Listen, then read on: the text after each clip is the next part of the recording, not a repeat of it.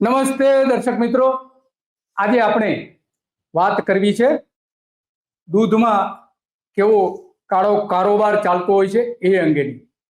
કારણ કે આપણે જાણીએ છીએ કે ચારે બાજુ દૂધ અને દૂધના ઉત્પાદનો ઉપર શંકાની સોય સેવવામાં આવી રહી છે. હમણાં જ આપણે જોયું કે મોટા પ્રમાણમાં નકલી ઘી, નકલી ચીઝ, નકલી દૂધ ત્યાં સુધી પકડાયું ઉત્તર ગુજરાતમાં. તો હવે લોકો પ્રશ્નો પૂછવા લાગ્યા છે કે આ ડેરીઓ કરી શું રહી છે, ડેરીઓમાં ચાલી શું રહ્યું છે. ઘણી બધી ડેરીઓના ઘણા બધા કૌભાંડો જાહેર થયા છે. અમૂલ ડેરીમાં પણ ચીજ કૌભાંડથી લઈને ઘણા બધા સ્કેમ જાહેર થયા છે અને એની તપાસ પણ આજ સુધી થઈ નથી. તો આવા ઉત્તર ગુજરાતની જે મોટી ડેરીઓ કહેવાય એ ડેરીઓમાં પણ આ જ પ્રમાણમાં મહેસાણા ડેરી સામે તો ભારતીય જનતા પાર્ટીના નેતાઓએ જ આરોપ મૂકેલા હતા. અશોક ચૌધરી સામે આવેદનપત્ર આપેલું હતું. દોસ્તો, 1 મિનિટનો તમારો સમય લેવા માંગુ છું. આપણે આગળ વધીએ કાર્યક્રમમાં એના પહેલા એક અપીલ કરવા માંગુ છું કે ધ ગુજરાત રિપોર્ટ એ સ્વતંત્ર પત્રકારત્વ કરતું સમાચાર માધ્યમ છે. અમે કોઈ પણ રાજકીય પક્ષનો એજન્ડા કે કોઈ વ્યક્તિ કે સંસ્થાનો એજન્ડા લઈને ચાલતા પત્રકારો નથી, અથવા સંસ્થા પણ એ પ્રકારની નથી. અમે પ્રો પીપલ અને રાજ્યના નાગરિકોના પ્રશ્નો માટે એમને વાચા આપવા માટે કામ કરતી સંસ્થા છીએ અને એના માટે અમારે એક આર્થિક સહયોગની જરૂર છે, જેના માટે અમે જોઈનનું બટન આપણા યુટ્યુબ પ્લેટફોર્મ માટે અમે બનાવેલું છે. આપ સૌને એક વિનંતી છે કે અમારા આ સ્વતંત્ર પત્રકારત્વને આર્થિક સહયોગ આપવા માટે એ જોઈનનું બટન દબાવો અને અમને આર્થિક મદદ આપના તરફથી શક્ય હોય એટલી પહોંચાડવાનો પ્રયાસ કરશો તો અમને આનંદ થશે. Thank you very much. હવે આપણે આગળનો કાર્યક્રમ જે છે એ જોઈએ.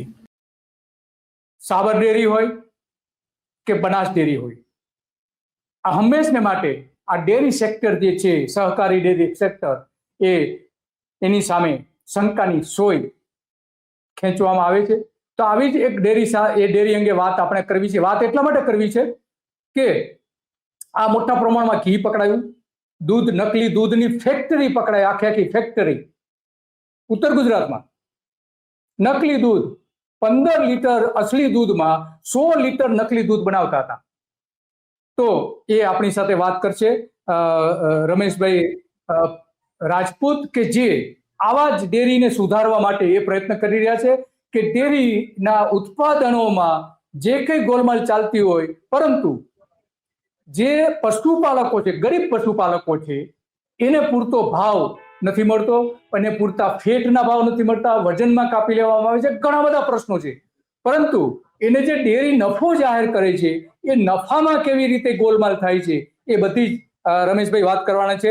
રમેશભાઈ, તમારું સ્વાગત છે ધ ગુજરાત રિપોર્ટમાં. નમસ્કાર સાહેબ. રમેશભાઈ, આ તમારો કેટલામો ઉપવાસ છે અને શા માટે ઉપવાસ તમે કરી રહ્યા છો અને ક્યાં કરી રહ્યા છો? આજે મારો 19મો દિવસ છે ઉપવાસનો. હું વાવ 4 રસ્તા ઉપર ઉપવાસ કરી રહ્યો છું. વાવ 4 રસ્તા ઉપર પહેલા મામલાદાર ઓફિસ હતો, ત્યાં મારી પરમિશનો અને ત્યાં કલેક્ટરશ્રીના આદેશ મુજબ મને ત્યાંથી ઉભો કરવામાં આવ્યો, એટલે હું અત્યારે વાવ 4 રસ્તા ઉપર ઉપવાસ કરી રહ્યો છું. અને આ એક બનાસ પાલનપુર, વાવ થરાદ નવો જિલ્લો, હા, બરાબર. અને મેં બનાસ ડેરીના 121 કરોડનું કૌભાંડ થયું છે એવા મેં આક્ષેપો કર્યા હતા, અને 121 કરોડના કૌભાંડનો રજિસ્ટ્રાર ઓફિસ પાલનપુરમાં એના એવિડન્સ પણ મેં રજૂ કરી ચૂક્યો છું. અને આ કૌભાંડ એવું છે કે 2020-21 ની અંદર જે સંઘ દ્વારા જે નફો ચૂકવવામાં આવ્યો છે એ નફામાંથી ગામની મંડળીએ વર્ષ દરમિયાન કરેલા નફાનો ભાવ વધારો ગાયબ છે, જે આયો દરેક. અને આવી 1800 થી વધુ મંડળીઓ છે, જે દરેકે એક પણ મંડળીમાં આયો નથી. અચ્છા, 1.5% જેટલો આ ભાવ વધારો છે, નફો આવ્યો નથી. અને સાહેબે જે 14.18% જે રીતે ફાળવ્યો હતો એની અંદરથી 1.5% જેટલો નફો ગાયબ છે, 14.18 આવ્યો નથી. અને હજુ સુધી 2-3 મહિના સુધી એ સાબિતી પણ કરી શકતા નથી. બરાબર છે. તો આ જે તમે ટેબલ જે ત્યાં આપેલા છે, આ જે કોઠા આપેલા છે, એ શું છે, જરા દર્શકોને સમજાવશો? આ છે એ એક ગામની મંડળી છે, એના 24/24 આવી રીતના મેં બિલ આપને આપ્યા છે, જે 12 મહિનાના 24 બિલ થાય, 15 દિવસનું અમારે અઠવાડિયું થાય અહીંયા. જેનો પગાર છે એ 24ના બિલના જે સરવાળા છે એના આધાર ઉપર જ ડેરીને ભાવ વધારો ચૂકવવાનો હોય છે. જે ચૂકવાયો નથી એના આધાર ઉપર આવું દરેક મંડળીમાં પૂછતા 1800 મંડળીઓથી વધુ મંડળીઓ છે બનાસકાંઠામાં. એ 1800 મંડળીમાંથી કોઈ પણ વ્યક્તિ આવીને મંત્રી એમ કહી શકે છે કે આ કૌભાંડ નથી થયું, અમારે કમ્પ્લેટ ભાવ વધારો બેઠો છે, તો હું એને જવાબ આપવા તૈયાર છું. બરાબર છે. તો જવાબ બરાબર છે, જવાબ આપવા તૈયાર છો, કૌભાંડ નથી થયું તે. તમે એક પ્રેઝન્ટેશન મોકલેલું છે, તો એ પ્રેઝન્ટેશન પણ જોઈએ કે એ પ્રેઝન્ટેશનમાં તમે શું કહી રહ્યા છો, જેથી કરીને દર્શકોને એમાં ખ્યાલ આવે. એમાં તમારે જે વિસ્તૃત જે કંઈ તમારે સમજ આપવી હોય તો મને થોડું તમારે એક આંગળી ઊંચી કરજો, તો એમાં આપણે સ્ટોપ કરીને બાકીની જે વિસ્તૃત વિગતો જે છે એ પણ આપણે ચર્ચા કરીએ. 0.66% ચૂકવવાના કુલ પ્રમાણમાં. અચ્છા, આની પહેલા તમે જે સમજાવેલું છે એ ટૂંકમાં સમજાવી દો ને. આની પહેલા શું તમે પ્રેઝન્ટેશનમાં શું કહ્યું હતું એ?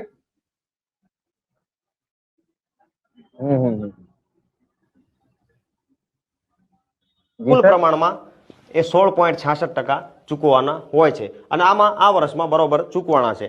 એમ કરીને કંઈક 13,97,840 રૂપિયા ભાવ વધારો આવ્યો છે આ 3,24,00,000 પ્રમાણમાં. ઉપર જે ટકાવારી બતાવેલી છે એ ભાવ વધારાની ટકાવારી છે વર્ષ પ્રમાણે. કેટલા વર્ષમાં કેટલો જે નફો એને ડેરીએ જે આપેલું છે વળતર એને એ જ રીતે આ રીતે અહીંયા પણ અહીંયા ચૂકવવામાં આવ્યો છે.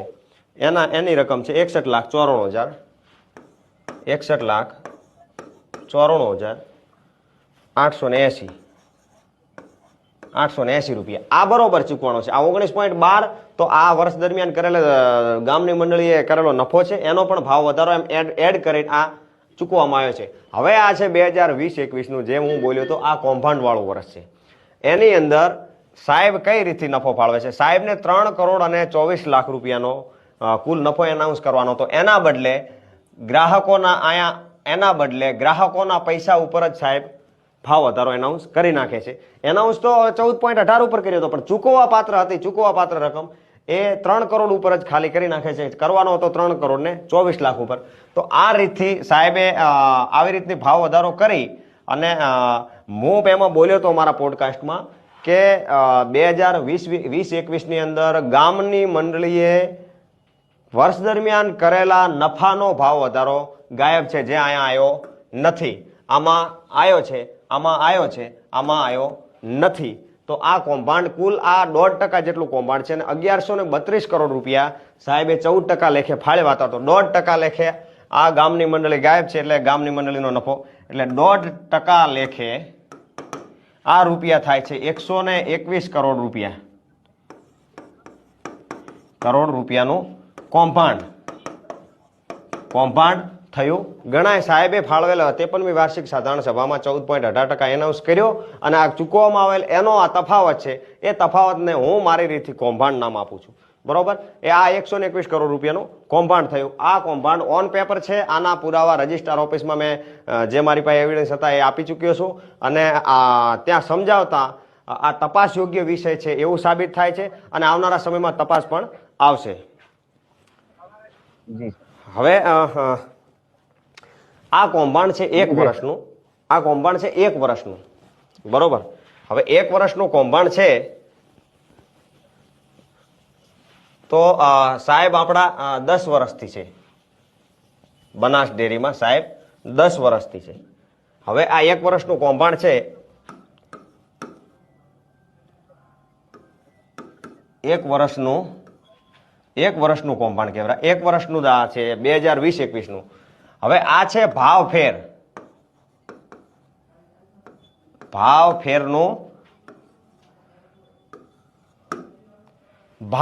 કૌભાંડ છે. દાખલા તરીકે આપણે 10 લાખ રૂપિયાનું દૂધ વર્ષ દરમિયાન ભરાવીએ તો એનો 15% નફો સાહેબ ફાળવે તો આપણે 10 લાખના 1.5 લાખ રૂપિયા આપણને નફો મળતો હોય છે. તો આ નફો જ 121 કરોડ રૂપિયાનો ખાઈ ગયા છે. નફો 121 કરોડ રૂપિયાનો મળ્યો છે. આમને 121 કરોડ રૂપિયાનો નફો જ છે, તો આ દૂધ કેટલું ગયું છે વર્ષ દરમિયાન? કારણ કે આપણે 10 લાખ રૂપિયાનું ભરાવીએ તો 1.5 લાખ મળે, તો 101 કરોડ રૂપિયા નફો મળ્યો છે, તો દૂધ કેટલું ગયું છે વર્ષ દરમિયાન?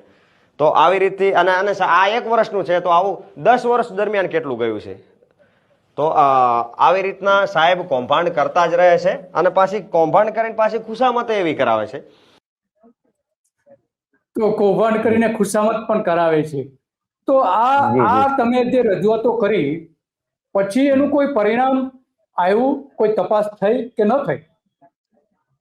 તપાસમાં સાહેબ 3 મહિના જેટલો સમયગાળો હોય છે રજિસ્ટ્રાર ઓફિસમાં તપાસના વિષયને. અત્યારે એના 2 મહિના જેવું થવા આવ્યું છે. સમયગાળો પૂરો થશે એટલે એનો જવાબ આપવામાં એ લોકો કહેશે, નહીતર હું આનો જવાબ નહીં આપવામાં આવે તો હું હાઈકોર્ટ સુધી જઈશ. અચ્છા, હાઈકોર્ટ સુધી જશો, બરાબર. જી. બીજો એક તમે જે પત્ર મોકલેલો છે એ પત્ર શું છે એ પણ આપણે જોઈએ. આ શું બતાવે છે? આ શાનો પત્ર છે એ થોડું સમજાવશો? એ સાહેબ બનાસ ડેરીનો પરિપત્ર છે. એ કે બનાસ ડેરીમાં તમારા વર્ષ દરમિયાન થયેલા જે દૂધ છે તમારું થયું છે એ આટલું તમારું દૂધ છે, એના પ્રમાણમાં જે અમે 14% પ્રમાણે ભાવ વધારો ફાળવીએ છીએ એના પ્રમાણમાં આ રકમ આપવામાં આવે છે. એ રકમ ઓછી છે. એમાં જે રકમ લખેલી છે તેમાં મેનેજર શ્રીની સહી છે. એ રિપોર્ટ ઉપરથી નક્કી થાય છે કે આના રૂપિયા એટલા જ આવ્યા છે. જે આમાં રૂપિયા છે 32 લાખ રૂપિયા કે એવું કઈક છે, એ જે આવ્યા છે એ રકમની અંદર ઓછા પૈસા છે, 1.5% જેટલા ઓછા પૈસા છે. આ જે બનાસ ડેરીમાંથી હું ચોખ્ખો આક્ષેપ મારું છું. બરાબર છે. તો કેમ આ પગલા કેમ નથી ભરવામાં આવતા? શું કારણ છે? શું લાગે છે આપને? હવે પગલા તો સાહેબ આ વસ્તુને આ લોકો એટલી બધી ખુશામત ને જે કરે જાય છે લોકો, એટલે કોઈ એમની સામે કહેવા વાળું નથી. અને બનાસમાં તો એટલો સાહેબ ગુલામીનો કાળ આવ્યો છે ગુલામીમાં, કે લોકો જાણે છે બધું પણ હવે બોલી કોઈ શકતું નથી. કોણ આના સામે પડે કે કોણ આવી વ્યવસ્થા થાય એવી બધી. હવે આવા ભાવ વધારામાં આવી રીતના ગડબડ કરવામાં આવે છે કે કોણ. બાકી મંત્રીઓ હજુ સુધી મને કોમેન્ટમાં એક પણ મંત્રી કહેવા તૈયાર નથી કે નથી થયું છે એમ તો ના કે, કારણ કે ડેરીઓ બંધ થઈ જાય ને એવી બધી ધમકીઓ આપે. એટલે આ એટલું બધું સાહેબ તાનાશાહ રીતથી ચાલી રહ્યું છે અમારા બનાસમાં. એટલે આવા કૌભાંડો બીજા હજુ આવનારા સમયમાં હું બીજા કૌભાંડો પણ કાઢીશ, પણ કેમ નથી લેવાતી તો મારે આ લડત લડવી પડશે હજુ મજબૂતાઈથી. એટલે લોકો જાગશે. બરાબર છે, લોકો જાણશે તો આ બધું થશે. અને તો આમાં કુલ દૂધ ઉત્પાદકો કેટલા છે? સભાસદો કેટલા છે બધા થઈને? દૂધ ઉત્પાદકો તો સાહેબ 6 થી 7 લાખ દૂધ ઉત્પાદકો છે, જેમાં સભાસદો દરેક નથી. આમ શું કહેવાય કે બનાસ ડેરીના માલિક બનાસકાંઠાના પશુપાલકો છે નહીં, પશુપાલકોની સભાસદો છે. જે સભાસદ છે એ જ ડેરીના માલિક ગણાય. તો સભાસદ દરેકને સભાસદ નથી બનાવતા. બનાસ ડેરીમાં સાહેબ સેટિંગ દ્વારા કે એ લોકોના મળતિયાઓ દ્વારા જ સભાસદને લેવામાં આવે છે. મારા ગામની અંદર 200 ગ્રાહકો હોય દૂધ ડેરીના, તો એમાં સભાસદ 25, 30 કે 35 જ છે. તો સભાસદ જે 3 લીટર દૂધ ભરાવે છે એ બનાસ ડેરીનો સભાસદ છે. અને જે વ્યક્તિ 100 લીટર દૂધ ભરાવે છે, 50 લીટર દૂધ ભરાવે છે, એ સભાસદ નથી, તો એ ડેરીનો માલિક ના ગણાય. તો શું 3 લીટર વાળો બનાસ ડેરીમાં વધુ બનાસ ડેરીને ફાયદો કરાવતો હોય કે 100 લીટર વાળો બનાસ ડેરીને વધુ ફાયદો કરાવતો હોય? અચ્છા, તો આવી કેટલી મંડળીઓમાં આ રીતનું ચાલી રહ્યું છે? કેટલી મંડળીઓમાં ચાલી રહ્યું છે? દરેક મંડળીમાં કોઈ સભાસદ બનાવતા નથી. બનાસકાંઠાની લગભગ 90 થી 95% મંડળીઓમાં આ જ વ્યવસ્થા છે. જેના કારણે લોકો એમનો અધિકાર જાણી જશે તો એ વસ્તુ આ લોકો જીતી નહીં શકે. કારણ કે ડિરેક્ટર છે, ડિરેક્ટરને બધા બિનહરીફ ડિરેક્ટર કરવામાં આવ્યા છે. એ આ સેટિંગ દ્વારા જ થયું છે. જે બનાસ ડેરીમાં ડિરેક્ટરો થાય, આ જો સેટિંગ ના હોય, આવી રીતના સભાસદો જો દરેકને બનાવવામાં આવે તો આ લોકો ચેરમેનમાં બની ના શકે ને એમની એક તરફી આવું વાતાવરણ બને જ નહીં. તો સભાસદો બનાવવા માટે શું કરવું જોઈએ? સરકારના નિયમો શું છે અને એમાં સુધારાઓ શું કરવા જોઈએ તમારી દ્રષ્ટિએ? સભાસદ બનાવવા માટે 50 રૂપિયાનું એક ફોર્મ આવે છે, જે મંત્રી જોડે દરેક વસ્તીએ માંગી લેવું, કે દરેક ગ્રાહકે માંગી લેવું કે લાવો અમારું ફોર્મ, અમારા સભાસદ અમે છીએ કે નહીં એની તપાસ કરવી. અને 50 રૂપિયાનો જે મંત્રી ફોર્મ ના આપે, 50 રૂપિયા તમારા આપવાના રોકડા અથવા તો પગારમાં જ કપાય. જે મંત્રી ના પાડે એ રમેશ રાજપૂતનો કોન્ટેક્ટ કરે અને એ લોકો એક વખત મંડળીમાં સભાસદના ફોર્મ ભરાઈ જાય પછી ઉપર લેવલે નથી લેતા, એની આપણે આ કાર્યવાહી. પણ મંડળીની જે વ્યવસ્થામાં દરેક લોકો ફોર્મ પોતાનું લઈ લે અને સભાસદ બનાવવા માટે આમાં 3 લીટર સાહેબ વર્ષ દરમિયાન 600 લીટર દૂધ ભરાવે ને, જે વર્ષ દરમિયાન એને સભાસદ બનાવવા પડે એવું ફરજિયાત છે સભાસદ. તો 2 લીટર જેનું દૂધ રેગ્યુલર આવતું હોય એને સભાસદ બનાવવા પડે. તો લગભગ 3 લીટર, એટલે હું કહું છું 3 લીટર જેનું દૂધ આવે એને બનાવવા પડે. એટલે જેનું 3 લીટર ઉપર દૂધ જેનું જાય છે એ દરેકે દરેક મંત્રી પાસે સભાસદનું ફોર્મ લઈ અને ફોર્મ ભરાવે. દરેક ગામમાં આખા બનાસકાંઠામાં આવી વ્યવસ્થા થાય એવી બધાને વિનંતી કરું છું. અને આ સભાસદ તમારો અધિકારનો છે આ વાત. એ અધિકાર પહેલા લો, પછી દૂધના ભાવ કેવા થશે કેવા નહીં, કેવા અપાવવા શું છે એની ચર્ચા આપણે પહેલા અધિકારની વાત કરીએ. આપણે પેલો આપણો અધિકાર આપણને મળી રહે. એક પરફેક્ટ ઘરનું સપનું એને સાકાર કરશે કોણ? Shrinathji group of companies. 10 વર્ષ પહેલા Dakshesh Shah started his journey એક સિમ્પલ ડ્રીમથી. બધાનું ડ્રીમ હોમ બનાવવાનું સપનું, એ પણ અફોર્ડેબલ પ્રાઇસમાં. 2015 થી હજારો ફેમિલીઝનું સપનું પૂરું કર્યું છે. તો તમે કેમ પાછળ રહી જાઓ? આજે જ મુલાકાત લો શ્રીનાથજી સામ્રાજ્ય અને સ્વસ્તિક પાર્કની અને તમારા સપનાને એડ્રેસ આપો.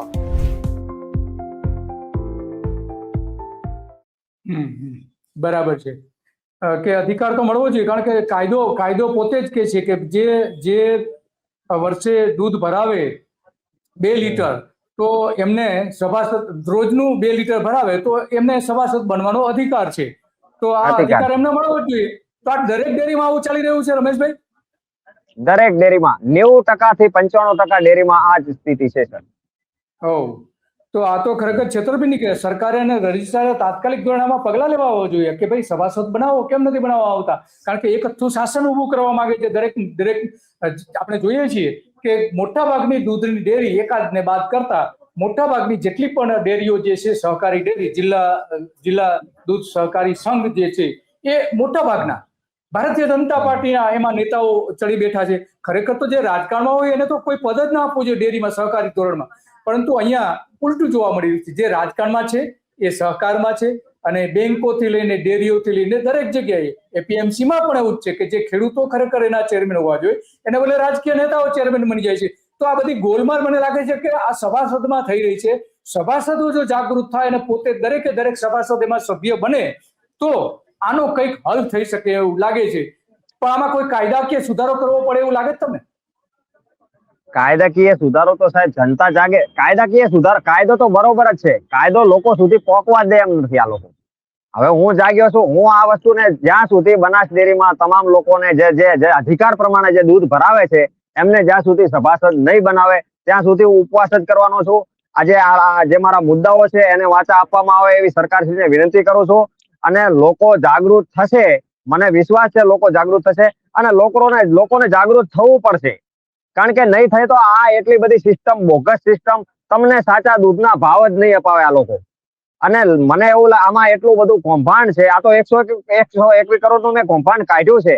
આવા તો બીજા કેટલાય કૌભાંડો છે જેની માહિતી, જેના બારોબાર જે પેપર ઉપર જ નથી આવવા દેતા એવા કૌભાંડો કરે છે, જે બારોબાર ટેન્કર દ્વારા અલગ રાજ્યોમાં, રાજસ્થાન રહે છે.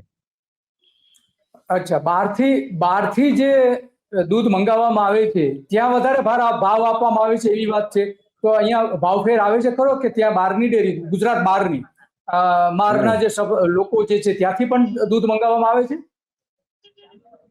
બહારથી તો એ માહિતી તો હા બહારની લેતા હશે. સ્વીકારવું ન સ્વીકારવું એ ડેરીના હાથમાં હોય છે. સ્વીકારી શકે છે પોતાની રીતથી. પણ જે બહારથી દૂધ બનાસકાંઠામાં જે બનાસકાંઠાના પશુપાલકો છે એ પશુપાલકોને જ્યાં સુધી સાચો ભાવ નહીં મળે ત્યાં સુધી આ લડત છે. બહારથી સ્વીકારે છે કે નથી સ્વીકારતા એની માહિતી પણ આ લોકો ક્યાં આપણને આપે છે? વાત સાચી છે, માહિતી પણ નથી આપતા. તો આ જે તમે લડત શા માટે શરૂ કરી? કારણ કે તમે પોતે કોઈ આમાં ડેરીમાં ક્યાંય જોડાયેલા હતા ખરા? હા, બનાસ પેલા મારો પરિવાર ડેરી સાથે જોડાયેલો છે.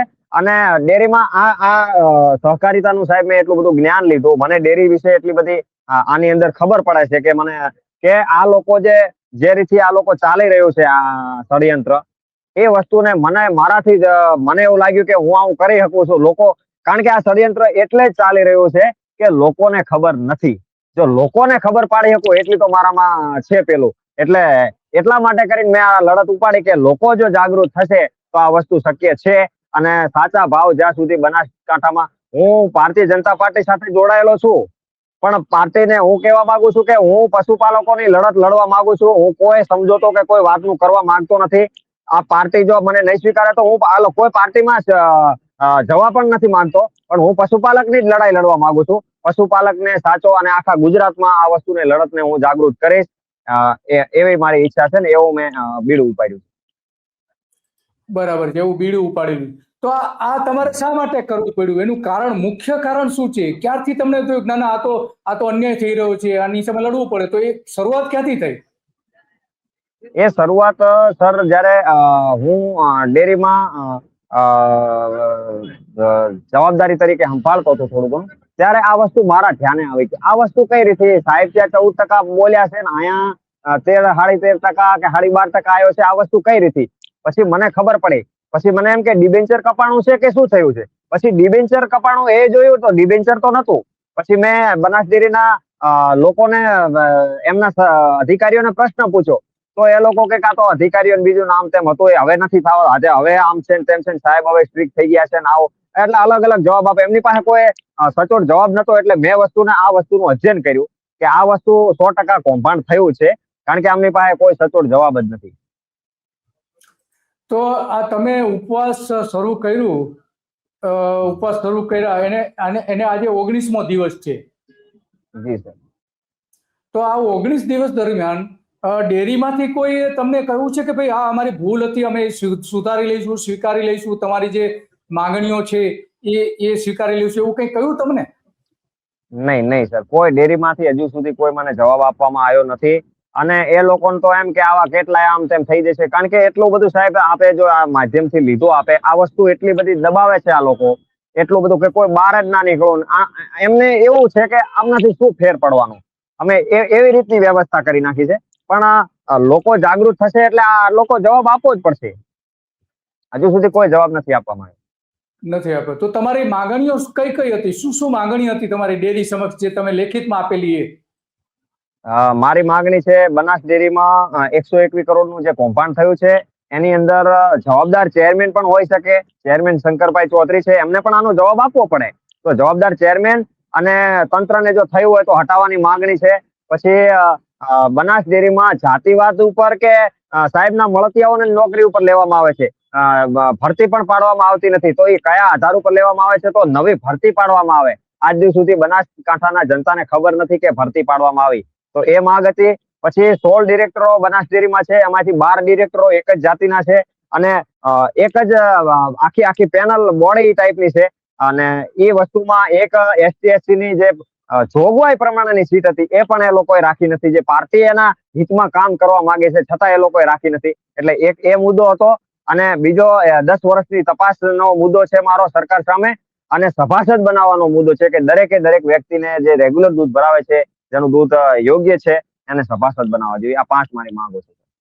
અચ્છા, પાંચ માંગણીઓ તમારી હતી, કુલ બધી થઈને 5 માંગણી. એમાંથી એક પણ હજુ સુધી સ્વીકારવામાં આવી નથી તપાસ થઈ. તો રજિસ્ટરમાં તમે જે ફરિયાદ કરી પછી એનો કોઈ રિપ્લાય આવ્યો છે ખરો? કે એ લોકો જવાબ આપ્યો છે કે અમે આની તપાસ કરીશું, જે તમે ડોક્યુમેન્ટ મોકલી આપેલા છે એમાં? હા જી, એમણે કીધું કે અમે આગળ તપાસ કરીશું. અને હજુ સુધી એ લોકોએ એમના તાનાશાહ રીતથી કે ગમે એ રીતથી એ લોકો પણ હજુ જવાબ નહીં આપતા હોય એવું મને લાગી રહ્યું છે કે ઉપરથી જવાબ કાંઈ હજુ મળતો નથી. એટલે જવાબ ના મળે તો એનો સમયગાળો જે રજિસ્ટ્રારનો પૂરો થાય પછી હું હાઈકોર્ટમાં જઈશ. તો આમાં કેન્દ્રીય કોઈ તપાસ સંસ્થા ખરી ગુજરાત બહારમાં કે જ્યાં એની રજૂઆત થઈ શકે? જી, આની તપાસ દિલ્હીથી આવી શકે. જો આની મજબૂત રીતથી કરો તો દિલ્હીથી આની તપાસ આવે. અને પછી સહકારી મંત્રી શ્રી આપણા અમિત શાહ સાહેબ છે, એમને પણ વિનંતી કરું છું કે આની તપાસ યોગ્ય તપાસ કરે, એવી મારી માંગ છે. આ કૌભાંડ અને આ કૌભાંડ તમે ગમે એ રીતથી પ્રયત્નો કરશો દબાવવાનો તો હું બીજા કૌભાંડ કાઢશું, કારણ કે ઘણા થયા છે. અને આપ જે રીતે આ 10 વર્ષની અંદર જે કૌભાંડ થયા છે એની યોગ્ય તપાસ કરે અને મારા બનાસને બચાવી લે એવી ભારતીય જનતા પાર્ટીને વિનંતી કરું છું.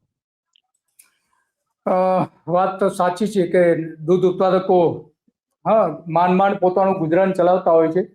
2-5 ભેંસ કે ગાયો રાખીને એનું દૂધ છે ડેરીમાં ભરાવતા હોય છે અને એના આધારે જ એનું જીવન ચાલતું હોય છે. અને એટલા માટે એશિયાની સૌથી મોટી ડેરી બનાવનાર તો એના સભાસદો અને દૂધ ભરનારાઓ છે, નહીં કે કોઈ રાજકીય નેતાઓ. કોઈ પણ હોય એના માટે જવાબદાર કોઈ પણ હોય, સરકારે તપાસ કરવી જોઈએ અને અધિકારી અધિકારી સામે પગલાં ભરવા જોઈએ કે આ શા માટે આ પ્રકારનું તમે ઓછા ભાવ આપી રહ્યા છો, શા માટે નફામાં ઓછો નફો આપી રહ્યા છો, અને જે સભાસદો છે, જે દૂધ ભરનારાઓ છે, એની સામે શા માટે છેતરપિંડી કરી રહ્યા છે, એ પણ એની તપાસ થવી અત્યંત જરૂરી છે. તો તમે ઘણી બધી વિગતો આપી. તો હવે આ ઉપવાસ ક્યાં સુધી ચાલુ રાખશો તમે? કારણ કે 19 દિવસ થઈ ગયા છે, તો તમારા આરોગ્યને ગંભીર નુકસાન પણ થઈ શકે છે.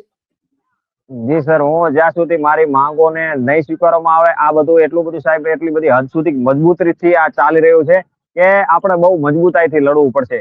એટલે હું જ્યાં સુધી આ માંગો પૂરી નહીં કરવામાં આવે ત્યાં સુધી ઉપવાસ કરશું, એવી મારી ઈચ્છા છે. પછી ભલે એમને ના માંગો પૂરી કરવી હોય તો પછી જે થવું હોય થાય.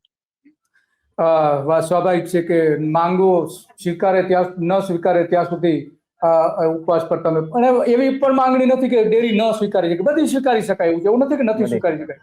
તો સહકાર વિભાગ જે છે, કૃષિ વિભાગ જે છે, સહકાર વિભાગ છે, આપણા જીતુભાઈ વાઘાણીના એના અંડરમાં આવે છે અને કેન્દ્રમાં અમિત શાહના અંડરમાં આવે છે. તો રાજ્ય સરકારે આ અંગેની તપાસ કરવી જોઈએ, તપાસના આદેશો કરવા જોઈએ, કેન્દ્ર સરકારે કહેવું જોઈએ અને કૃષિ પ્રધાને પોતે પણ આમાં રસ લઈને આ જે થઈ રહ્યું છે એનું તાત્કાલિક નિવારણ આવી અત્યંત જરૂર છે. કારણ કે તમારે 19 દિવસ થઈ ગયા છે અને જીવનું જોખમ પણ ઉપવાસના કારણે આવી શકે છે. અને એટલા માટે જ્યારે આ બધી જ બાબતો સામે આવી છે ત્યારે એ સરકારની જવાબદારી છે કે જ્યારે ડેરી તપાસ ન કરતી હોય ત્યારે સહકાર વિભાગ જે રજિસ્ટ્રાર છે, રજિસ્ટ્રારે પણ એની તપાસ કરવી જોઈએ. તો તમારો ખૂબ ખૂબ આભાર. તમે ઘણી બધી વિગતો આપી અને લોકોના હિતમાં ત્યાંના જે દૂધ ઉત્પાદકો જે છે, 6 થી 8 લાખ જેટલા દૂધ ઉત્પાદકો છે અને 1400 જેટલી ત્યાંની સહકારી મંડળીઓ છે કે જેમાં રોજે રોજ દૂધ ભરાય છે, એની અવાજ તમે ઉઠાવવાનો પ્રયત્ન કર્યો છે અને લોકો સમજશે, એમાં કોઈ સવાલ નથી, અને સરકાર પણ સમજશે એવી આપણે આશા રાખીએ. તો તમારો ખૂબ ખૂબ આભાર. જી આભાર સર. તો આ હતા રમેશભાઈ રાજપૂત કે જેમણે શુદ્ધ વહીવટ માટે ઝીરો ટોલરન્સની જે વાતો સરકાર કરે છે એના માટે એક મિસાલ ઊભી કરી છે. યુવાન છે છતાં ગાંધીજી જ્યાં વાર્ગે એ આંદોલન કરી રહ્યા છે, ઉપવાસ કરી રહ્યા છે, 19 દિવસ થયા છે, સત્તાધીશોને જરા પણ દયા નહીં આવતી હોય, એના ઉપર દયાનો છાંટો નથી. તાત્કાલિક ધોરણે રાજ્ય સરકારે આમાં તપાસના આદેશ કરવા જોઈએ. જો રાજ્ય સરકાર કે ભૂપેન્દ્ર પટેલ આમાં કંઈ તૈયાર કરવાના માંગતા ન હોય અને જીતુભાઈ વાઘાણી આમાં તપાસ કરવા ન માંગતા હોય તો કેન્દ્રીય સહકાર પ્રધાન કે જે નરેન્દ્ર મોદીએ આપણું ગુજરાતનું ગૌરવ છે, એમણે એક નવું ખાતું ઊભું કર્યું છે સહકાર વિભાગ, એની જવાબદારી જે અમિત શાહને આપી છે અને અમિત શાહ પણ આમાં પગલાં ભરી શકે છે. ઘણા સારા પગલાં ભર્યા છે અમિત શાહ, નથી ભર્યા એવું કંઈ નથી. અલગ સહકાર વિભાગ ઉભો કર્યા પછી ઘણા સારા પગલાં ભરેલા છે એમને. તો એ ધારે તો આ બધું જ કરી શકે છે અને અમિત શાહે આમાં કરવું પડે એવી પરિસ્થિતિ ધીમે ધીમે ઊભી થઈ રહી છે. તો બસ આજે આટલું, અને આવા જ મુદ્દાઓ પર, લોક મુદ્દાઓ ઉપર, આમાં કોઈની સાથે આપણે કોઈને અન્યાય કરવા કે કોઈને ટાર્ગેટ કરવા માટેની આ કોઈ બાબતો નથી. અમે રોજે રોજ જે લોકો પીડિત છે, લોકો આંદોલનો કરે છે, એના કાર્યક્રમો આપતા રહ્યા છે અને આપતા પણ રહીશું અમે. અને એકમાત્ર એનો આ પ્રયાસ છે કે નહીં કે કોઈ વ્યક્તિને નુકસાન કરવું, વ્યક્તિની વિરુદ્ધ કરવું, એ અમારો સહેજ પણ આમાં ઈરાદો નથી. માત્ર ને માત્ર લોકોનું કલ્યાણ થવું જોઈએ. દૂધ ઉત્પાદકો છે, જે નાના ગરીબો છે, મહિલાઓ છે, મોટાભાગના 95% મહિલાઓ જેની સાથે જોડાયેલી છે, એનું શોષણ કરી રહ્યા છો તમે. સવાલ એ આવીને ઉભો રહે છે. બસ આજે આટલું, અને આવી જ બાબતો પર આપણે કાર્યક્રમો કરતા રહીશું. નમસ્તે.